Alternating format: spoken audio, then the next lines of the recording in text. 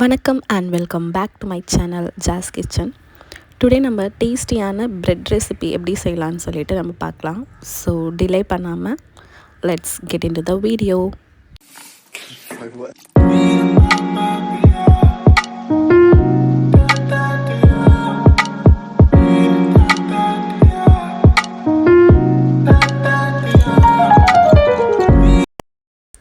First நான் ஒரு 3 மெம்பர்ஸ்க்கு செய்கிறதுனால நான் ஒரு 10 ப்ரெட் எடுத்திருக்கேன். அந்த ப்ரெட்டை இந்த மாதிரி ஸ்லைஸாக நீங்கள் கட் பண்ணிக்கோங்க. நெக்ஸ்ட் நம்ம ஸ்டவ் ஆன் பண்ணிக்கலாம். அதில் ஒரு பாத்திரம் வச்சுக்கோங்க. பாத்திரம் நல்லா சூடானோடனே தேவையான அளவுக்கு ஆயில் ஊற்றிக்கோங்க. நம்ம அதில் ப்ரெட் தான் ஃப்ரை பண்ண போகிறோம். எண்ணெய் நல்லா கொதித்தோடனே கட் பண்ணி வச்சுருக்கிற ப்ரெட் ஸ்லைஸை போட்டுக்கோங்க. அதை ரொம்ப ஃப்ரை பண்ண வேணாம், கொஞ்சம் கலர் சேஞ்ச் ஆகிற வரைக்கும் ஃப்ரை பண்ணி எடுத்துக்கலாம். இந்த கலர் வந்தோடனே நீங்கள் பிளேட்டில் ட்ரான்ஸ்ஃபர் பண்ணிக்கோங்க. ஸோ நான் ட்ரான்ஸ்ஃபர் பண்ணிக்கிறேன். நெக்ஸ்ட்டு சேம் அதே வானல் வச்சு ஒரு 4லேருந்து 5 டீஸ்பூன் எண்ணெய் ஊற்றிக்கோங்க. எண்ணெய் நல்லா கொதித்தோடனே ஒரு 2 டீஸ்பூன் கடுகு போட்டுக்கோங்க. கடுகு நல்லா பொரியணும். அடுத்து நான் ஒரு 2 வெங்காயம் கட் பண்ணி வச்சுருக்கேன், ஒரு 2 தக்காளி கட் பண்ணி வச்சுருக்கேன். ஸோ கடுகு பொரிஞ்ச உடனே நெக்ஸ்ட்டு வெங்காயத்தை நம்ம போட்டுக்கலாம். வெங்காயத்தை நம்ம நல்லா வதக்கிக்கலாம். வெங்காயம் வதங்குறப்பே நம்ம தேவையான அளவுக்கு கொஞ்சம் உப்பு போட்டுக்கோங்க. நல்லா ஒரு 3 to 4 minutes நம்ம நல்லா வதக்கி எடுத்துக்கலாம். உங்களுக்கு இந்த கலரில் வரணும். இந்த கலர் வந்தோடனே நீங்கள் நெக்ஸ்ட்டு தக்காளி போட்டுக்கோங்க. தக்காளி போட்ட உடனே அதையும் நம்ம கலந்து விட்டுக்கலாம். தக்காளி போட்டுட்டு ஒரு 3 minutes நம்ம ரெண்டுத்தையும் சேர்த்து வதக்கிக்கோங்க. அடுத்து ஒரு ஸ்பூன் இஞ்சி பூண்டு பேஸ்ட் போட்டுக்கோங்க.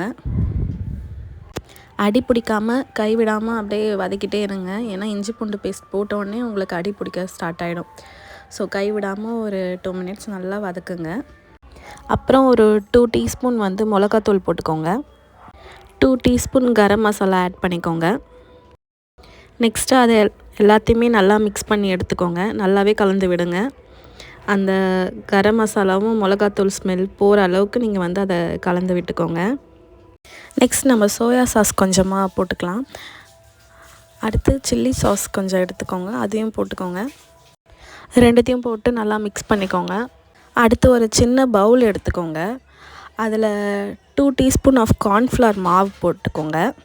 அப்புறம் தண்ணி ஊற்றி நல்லா மிக்ஸ் பண்ணிக்கோங்க. அது கட்டி இல்லாமல் நல்லா மிக்ஸ் பண்ணி எடுத்துக்கோங்க.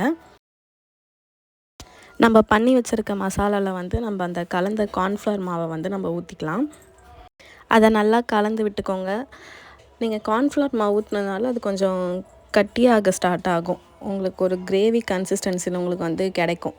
ஸோ அது வரைக்குமே நல்லா கலந்து விட்டுக்கோங்க. சப்போஸ் உங்களுக்கு உப்பு பத்தலைன்னா அந்த நேரத்தில் நீங்கள் உப்பு கூட போட்டுக்கோங்க. எனக்கு உப்பு கரெக்டாக இருக்குன்னு அதனால் போடலை.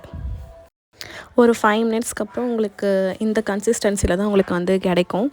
அப்போ நம்ம ஃப்ரை பண்ணி வச்சுருக்க ப்ரெட்டை அந்த மசாலாவில் நம்ம போடலாம்.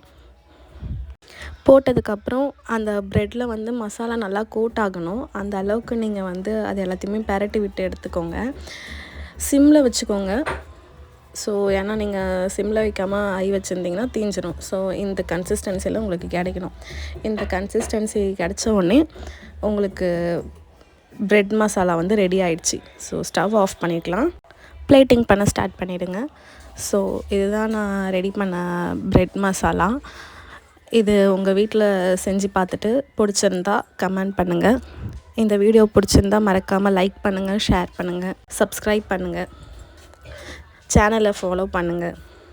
நெக்ஸ்ட் வீடியோவில் நான் உங்களை மீட் பண்ணுறேன். Tata, bye bye.